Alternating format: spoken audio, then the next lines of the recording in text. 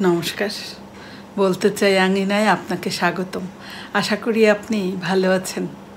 আমি বলছি কারণ আমি বলতে চাই, আপনিও তেমন চাইলেই শুনবেন। চলুন আজকের প্রসঙ্গে আসা যাক।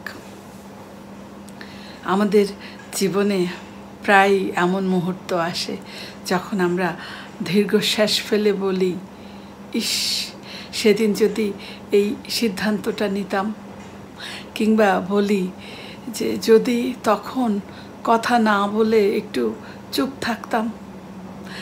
এই যে যদি শব্দটা, এটা ছোট হলেও এর ভেতর লুকিয়ে আছে আমাদের অতীতের আফসোস, অনুশোচনা, ইংরেজিতে যেটাকে বলে রিগ্রেট।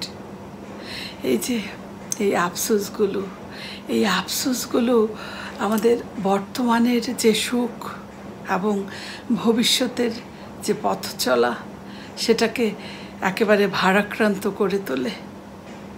আজকে আমরা এই আলোচনায় জানব আমরা এই অতীতের আফসোসের জাল ছিঁড়ে কিভাবে আমরা মুক্তি পেতে পারি। এই যে আফসোস, এই আফসোসের চক্র কেন ভাঙে না? কেন আমরা এই একই আফসোস বারবার করি? মনোবিজ্ঞানীরা এর মূল কারণ হিসেবে দুটো বিষয়কে ওনারা চিহ্নিত করেছেন। এক, নিখুঁত থাকার আকাঙ্ক্ষা। আমাদের প্রত্যেকের ভেতরে যেটা আছে, আমরা ভুলকে খারাপ চোখে দেখি। আমরা মনে করি একজন সফল মানুষ কখনোই ভুল করতে পারে না। কিন্তু সত্য হলো যে কারোর জীবন পুরোপুরি নিখুঁত নয়। প্রতিটি মানুষ ভুল করবে, কিন্তু যারা সফল তারা আসলে সেই ভুল থেকে শেখে। তারা তাদের ভুলটাকে শুধরে নেয়। আসলে আমাদের জীবনের এই যে অতীতের প্রতিটি ভুল এবং প্রতিটি ভুল সিদ্ধান্ত আসলে ভবিষ্যতের জন্য আমাদের মূল্যবান পাঠ হতে পারে, আমাদের ভবিষ্যতের জন্য মূল্যবান শিক্ষা হতে পারে। তারপর দ্বিতীয় যে কারণটি মনোবিজ্ঞানীরা বের করেছেন, সেটা হলো সময়ের অনুভূতি। মনকে আমরা এই আফসোস আমাদের মনকে অতীতে ফেলে রাখে, অতীতে আটকে রাখে। আমরা বর্তমানকে কাজে লাগানোর পরিবর্তে আমরা কি করি, বারবার সেই পুরনো দৃশ্যটা বারবার আমরা পুনরাবৃত্তি করতে থাকি মনের মধ্যে। এর ফলে যেটা হয় যে আমরা আমাদের এই যে অতীতের এই আফসোসের চক্রে একেবারে আটকে যাই। আমরা যত আফসোস করতে থাকি তত আমাদের বর্তমান খারাপ হতে থাকে, আর বর্তমান যত খারাপ হতে থাকে তত আফসোস আরও বাড়তে থাকে। কারণ আজকে যেটা বর্তমান, কাল সেটা অতীত। তাই বর্তমানকে যখন আমরা কাজে না লাগাতে পারবো, তখন আমরা ভবিষ্যতে এই অতীতের জন্য আবারও আফসোস করব। এই চক্র থেকে আমরা আর কিছুতেই যেন মুক্ত হতে পারি না। তাহলে কি উপায়? আমরা এই যে এই আফসোসের চক্র থেকে মুক্ত হওয়ার জন্য 3টি সহজ উপায় অবলম্বন করতে পারি।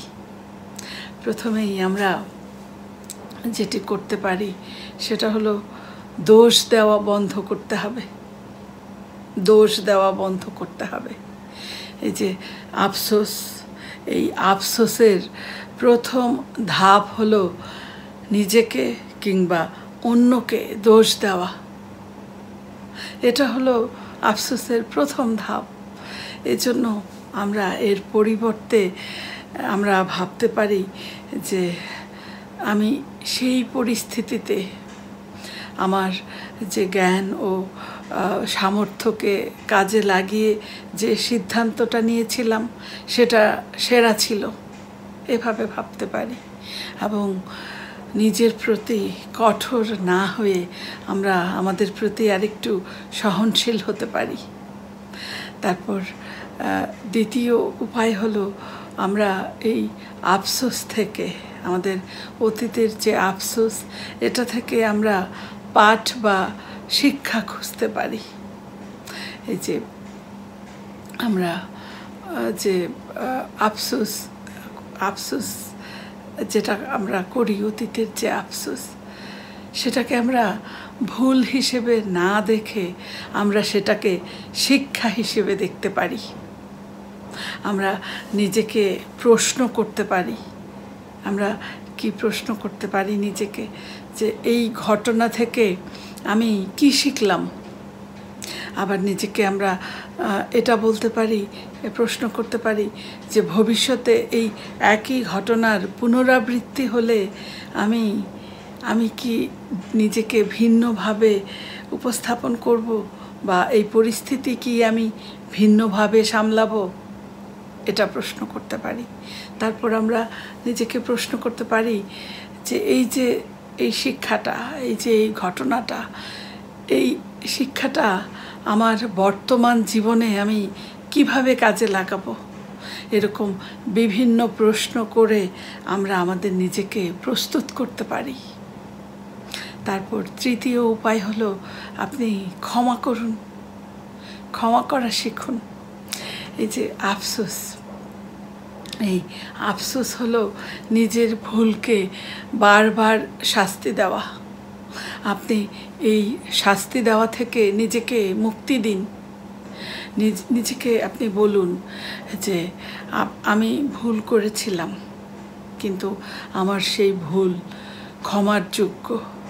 আপনি এভাবে নিজেকে বলুন। আপনি যদি নিজেকে ক্ষমা করতে না পারেন, তাহলে আপনি কিছুতেই আর সামনের দিকে অগ্রসর হতে পারবেন না। আমাদের একটা কথা সবসময় মনে রাখতে হবে যে এই যে এই বর্তমানই হলো আসল শক্তি। আমাদের মনে রাখা খুব জরুরি যে এই যে আফসোস করা, এটা একরকম অতীতকে পরিবর্তন করার ব্যর্থ চেষ্টা। অতীতকে পরিবর্তন করার ব্যর্থ চেষ্টা, যেটা কখনো সম্ভব নয়। এটা একটা বোকামি, কারণ অতীতকে বদলানো সম্ভব নয়। কিন্তু বর্তমানকে কাজে লাগিয়ে আমরা ভবিষ্যতের আফসোসকে দূর করতে পারি। তাই আসুন, আগামীকাল ঘুম থেকে উঠে আমরা আজকের এই মুহূর্তে যে সিদ্ধান্তটা নিব, সেই সিদ্ধান্ত অনুযায়ী বাঁচতে শুরু করি। আমরা এই যে আমাদের অতীতের যে সেই যদিকে আজ এবং এখনই এই শব্দ দিয়ে প্রতিস্থাপন করি। আমরা অতীতকে ধন্যবাদ দিই। আপনি অতীতকে ধন্যবাদ দিন, কারণ আপনার যে অতীতের যে আফসোস, সেই অতীতের আফসোস আপনাকে অনেক কিছু শিখিয়েছে। কিন্তু আপনি সেই আফসোসকে আপনার চালকের আসনে বসাবেন না। আপনি আপনার জীবনের চালকের আসনে বসুন এবং সাহস ও প্রজ্ঞার সাথে আপনি সামনের দিকে এগিয়ে চলুন। অসংখ্য ধন্যবাদ এতক্ষণ সাথে থাকার জন্য। আবারও কথা হবে নতুন কোনো অনুভব নিয়ে অন্য কোনো দিন। আপনাদের যদি এই ভিডিওটি ভালো লাগে, তাহলে লাইক, শেয়ার এবং কমেন্ট করে আপনাদের অনুভবের কথা জানাতে পারেন। সাবস্ক্রাইব করে বলতে চাই এর পাশে থাকুন। আপনারা খুব ভালো থাকুন, সুস্থ থাকুন। শুভরাত্রি।